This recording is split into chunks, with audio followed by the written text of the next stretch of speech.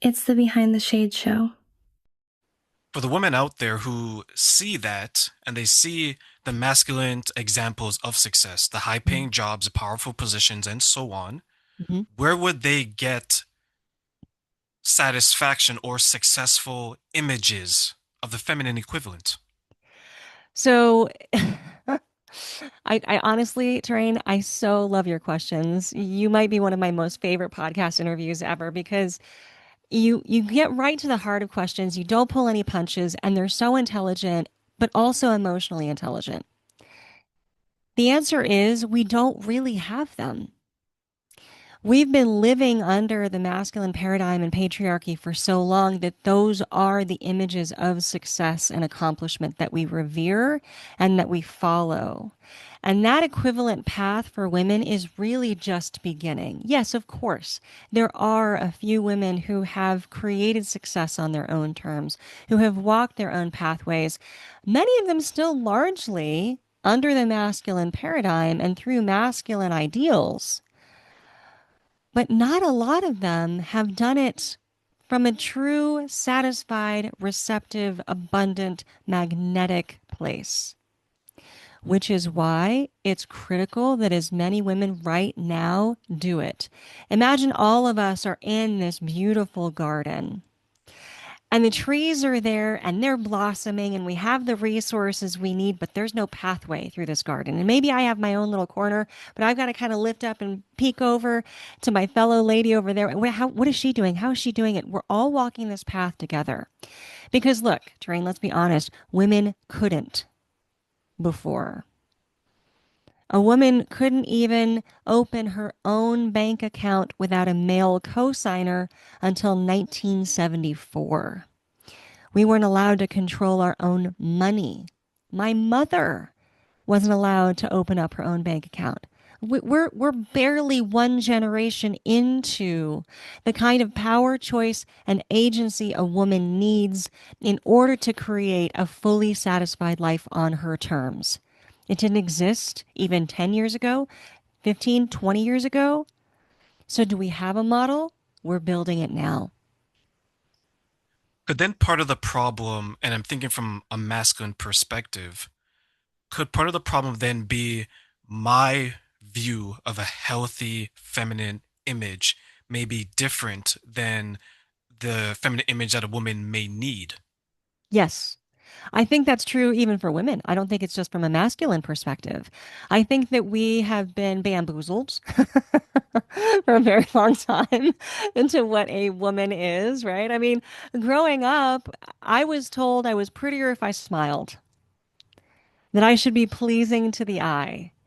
That, I grew up in, it was a bit of a revolution, honestly, for women in the 80s where we were told we could do anything, we could be anything. This was the first time a woman could say, I want to be an astronaut. We didn't have female astronauts until the 80s.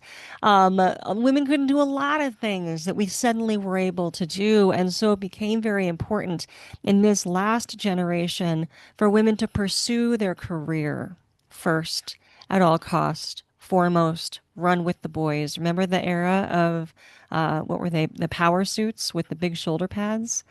Right? We wanted to look like the boys. We wanted to be in the boardroom with the boys. We wanted to have their level and their version of success. And we got 80% of the way there. Even today, a woman only still makes 80% to every dollar that a man makes. But we worked on it. We tried. And what we realized was that women are far more dynamic, and the pursuit of a career at all costs may mean that a woman gets to a place biologically in her body that she's worked so hard on her career, she's opted herself out of developing a family. And perhaps that was something that she wanted too. So a holistic, healthy, satisfied woman has everything she wants when she wants it. Because one thing that's very unique about us is we do have these biological limits. I wish we didn't. I wish we were unlimited, but we do. And so we have to take into consideration these time bound, hormonally bound physical bodies that also have some input into what it is we want our life to look like. Not just the culture, not just the keeping up with the Joneses mentality that says success at all costs. Satisfaction is horizontal, not vertical. So the satisfied woman is satisfied in every arena, every area of her life. And she doesn't necessarily pursue one to the exclusion of others. We want all of it. One of the phrases of the feminine is more, please. I look at my upbringing, and maybe this puts me in a privileged position. I didn't have Sure. my mother and my father growing up, so I was raised by my grandmother, rest in peace, who passed away Oh my last gosh, year. grandmothers are the best. They're the best. So I had a very healthy image of women growing up because Oh, of her. And then when I was reunited with my parents, those that didn't maybe look like me, different skin color, different religious background, culture background, they helped me become the man that I am today. And there was a wonderful. heavy influence on family. And when there's a heavy influence on family, women spearhead that. So growing up, even though I had trauma within my own biological family, women specifically stood up and gave me healthy examples. So when I became an adult and I went out into the world, I viewed women as being able to achieve a lot of things because that was my experience, Yeah. right? Then when I went back in history and I started reading some of these things that went on, I was like, wow, this is just a generation or two generations before me, but then what happened over the last couple of years, Alana, is I began to see, especially online through social media, that the foundations for me that represented healthy, satisfied, to use your word, women were being attacked. Were being Mm, maybe there was a shame and the guilt. You know what? Focus on your career. Don't worry about anyone else. Be like more like a man. Be less like this. yes. What impact does guilt and shame have on the discovery of a woman's feminine energy? Well, I mean, it would certainly inhibit it. It would certainly inhibit it. And I want to just back up real quick and give a shout out to grandmas everywhere.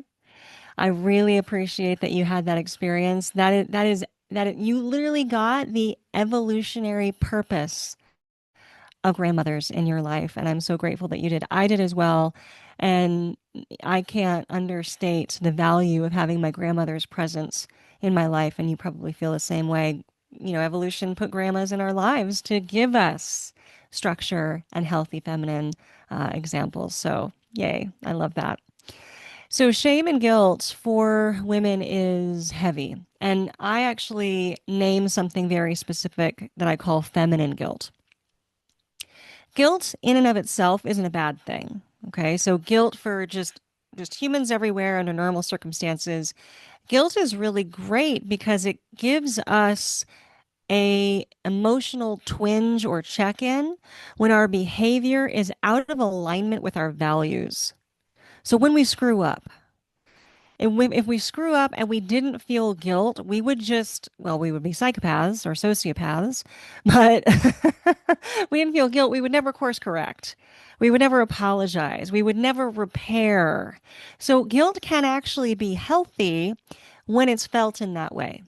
Women often feel guilt not out of their own behavior, but they feel guilt in anticipation of disappointing someone else.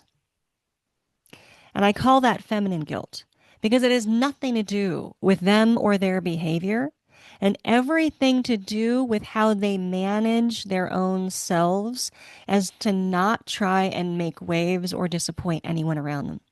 Because the perception is if I'm not pleasing to this person, if I disappoint them, if I don't meet expectations, I will be discarded. I won't belong. And the reason that's a problem, if we look evolutionarily, women had to belong to survive. In our tribal culture, belonging was imperative. We did not survive alone in the wild. And again, we are just in these bodies that are not as strong as male bodies. If we have children, we're even more at peril or in danger. We must belong. We must have the protection of the masculine members of the tribe and the tribe itself. Okay. So that's still encoded. That's still encoded in our psyche. And yeah, we live different lives. We're not in tribes today, but the imperative is still there. So we want to make sure we're liked and needed by the people around us. And the threat of not belonging signifies, if not a literal death, a kind of social death. And so we'll mold ourselves and bend ourselves and put ourselves in boxes and smile when necessary, just so we'll be pleasing and wanted by those around us. And that's where guilt and shame come in for women.